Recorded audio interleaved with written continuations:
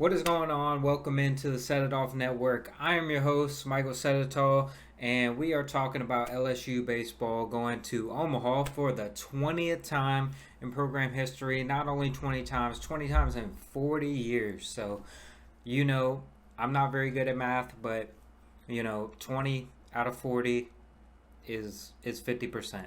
So 50% of the time LSU is going to Omaha if you've been alive in the last 40 years. And like this year, like many years before, um, it came with a lot of ups and downs, but the Tigers found a way. They found a way to get it done. They go through the Baton Rouge Super Regional. They go through the Baton Rouge Regional without, of course, with some drama there in the regional. And then the Super Regional kind of went pretty much the way we all kind of expected it. West Virginia, a really good team, just not enough. Obviously, just not enough to go up against LSU in that environment. Hats off to them. They played their butts off. Like there was plenty of times where I thought West Virginia would just like roll over and just the game would be over, and they literally they made both games very nerve wracking to watch at points, right? And then LSU kind of had to turn it on there late to get the game out of reach again. But like I said, LSU's heading to Omaha. The field is finally set. LSU's going to play on Saturday night at 7 Eastern or 6 Eastern. No, 7 Eastern. I'm not going to lie. I don't know. But they're the last game of the opening round, right? They're going to be on that Saturday night. So plan accordingly. And they're going to be it's going to be the matchup of the weekend. I don't think anybody is going to disagree with me here in saying that LSU and Arkansas is by far the best game on the slate as far as the first 2 days go, and you're looking at the two best odds teams to win it all. Not only to make it out of their side of the bracket, but the two best teams to win it all. So if you want to talk about the importance of the game on Saturday, you are in the driver's seat. Not discrediting what UCLA and Murray State are capable of, because they can beat anybody on any given day.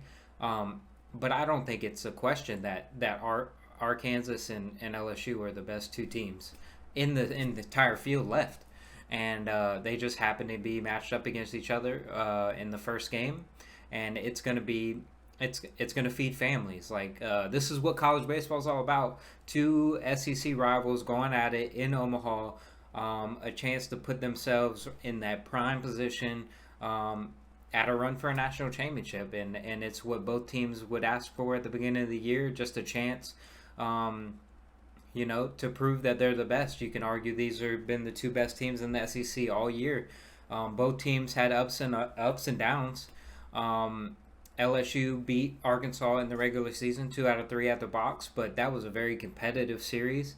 That game one could have went either way. Probably one of the best played baseball games I have ever seen in person, major league or college. Like just the quality of player, the quality of talent on the field, and just the credit to how good of baseball like both of those teams played that night. That was an amazing baseball game. LSU ends up winning in 10 innings on a walk-off sac fly from Ethan Fry.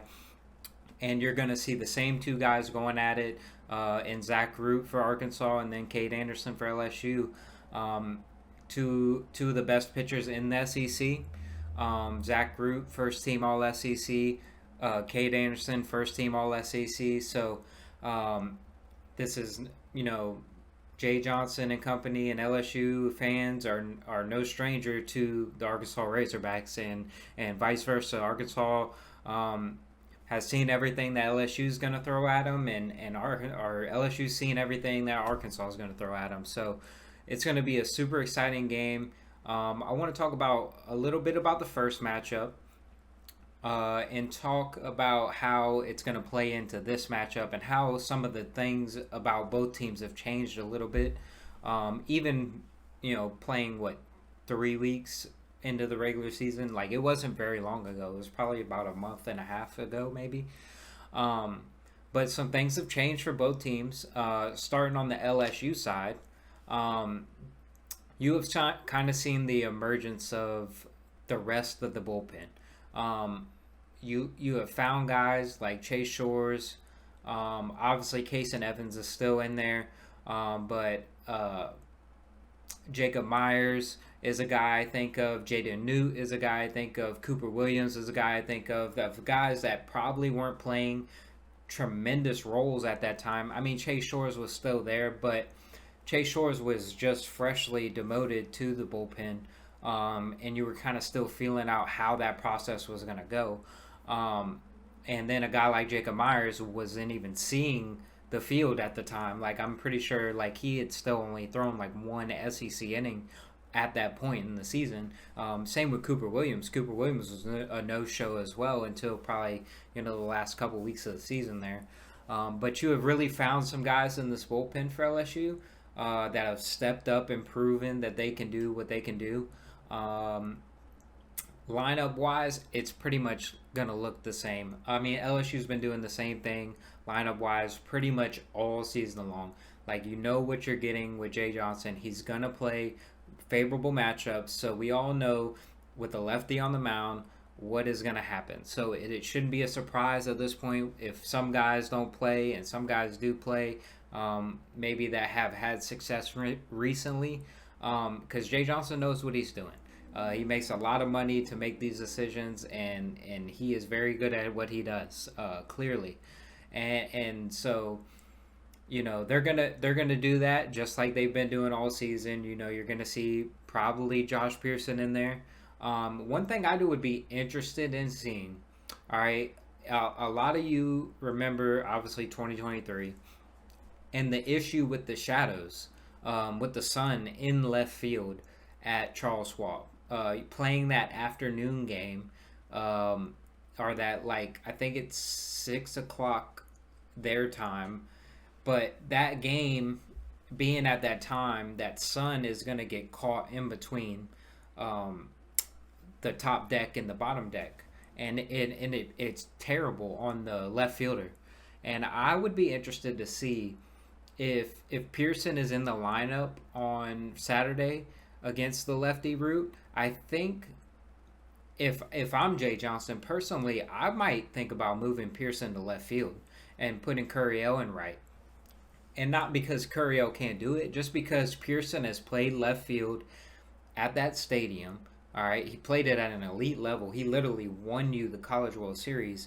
You probably don't win the College World Series if he doesn't make a miraculous catch out there in left field. But either Pearson might play left because he's just played out there and he knows how to deal with the sun. It's going to be brutal no matter what, like, who's out there. So, like, I wouldn't be super shocked, like, if he's not out there and they just, like, let Curriel do it. But Curriel being a young player, not really knowing the terrain, Josh Pearson playing that side of the field before in previous years, kind of knowing how to handle all that, it wouldn't shock me. Jay Johnson's a pretty thorough guy. Like, he would know, obviously better than us, how Derek and Josh would feel about switching and how Derek would play in right field. We haven't really seen Derek in right field. I think we've only seen him in center other than left field. So it's all about comfortable and what he's okay with doing. And I wouldn't be shocked if Derek's out there. I wouldn't be shocked if Josh Pearson. I would understand completely why he would be out there. But I wouldn't expect things to change. I'm just saying that's like something you could definitely keep an eye on for LSU on Saturday. And as far as Arkansas goes, that first matchup, we're going to talk a little bit about it. Zach Root did throw that Friday night game against Cade Anderson. Like I said, it's going to be a rematch. Like, they haven't announced the pitchers yet, but Zach Root and Cade Anderson are pitching in this baseball game. Like, I don't think Anthony Ivinson's going for LSU, and I dang sure don't think anybody other than Zach Root is pitching for Arkansas. But Zach Root in that Friday night game, in that LSU win, he kind of got the best of Cade Anderson. If you go back and look at the stats, they kind of were about even. Not great, but not bad. Very quality start-esque. About 6 innings, 2 runs for both of them. I mean, Cade gave up 3 earned runs, but had 10 strikeouts. Root, 6 innings, 2 runs, and only 6 strikeouts. So, Cade ended up facing 24 batters. Zach Root faced 23. So you're right, pretty much locked even there. Uh, you know, Cade was 5 1/3. He didn't quite get that last out of the sixth inning there before Chase Shores came in relief. But Zach Root, I mean, a guy who is established himself as one of the best pitchers in the SEC. And there's that old notion that everybody's obsessed with, and that's the fact that LSU can't hit left-handed pitching. In this postseason, they have been god awful at it. It has not gotten better. They're hitting under 200 against left-handed pitching in the postseason. That's counting the SEC tournament. So you have had your struggles against left-handed pitching, and you're going to see one of the best left-handed pitchers in the country on Saturday night. And a lot is going to go into from the LSU side. Obviously, knowing more about that side, that's kind of what we're going to talk about more. But I think everybody just wants to know if it's an Alex Box thing, or if you can find a way for this offense to catch fire at the right time. Because you're coming off a series you played extremely well offensively.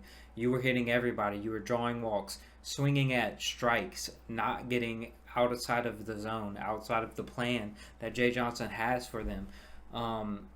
Can you continue to execute that? Obviously, that's a lot harder when you're facing elite starting pitching. But the guys that West Virginia had starters weren't bad. Like, they were really good players. Like, so you've gotten confidence in that. It's can you do it outside of Alex Box Stadium? I think that's what everybody wants to know. Is the ultimate decision of whether this team has a chance to win the national championship or not comes down to whether they can hit the ball. I think all of us know that their pitching staff is good. They have two of the best pitchers in the country, if not the two best pitchers in the country. You have a bullpen that has been lights out lately. You have all the makings. You have a great defense. Like, you have all the makings of a team that could win a national championship. But we have yet to see this offense travel, you know? Like, even the series they've won on the road, it wasn't because, they necessarily, like, hit the cover off the ball. The SEC tournament, they didn't hit the ball very well there in a neutral site in a big stadium just like Charles Schwab. So that's what we're all kind of sitting here and I think waiting on. It is what we saw this super regional just another product of them playing at home and being comfortable, or maybe they've found their stride and maybe the right guys have gotten hot at the right time. Guys like Stephen Milam, Derek Couriel. Derek Couriel is your guy. Like, if he doesn't go, your offense doesn't go. Like, when he's not hitting, you're not scoring runs, because Derek Couriel is hitting over 450 this postseason, and the rest of the team has followed suit.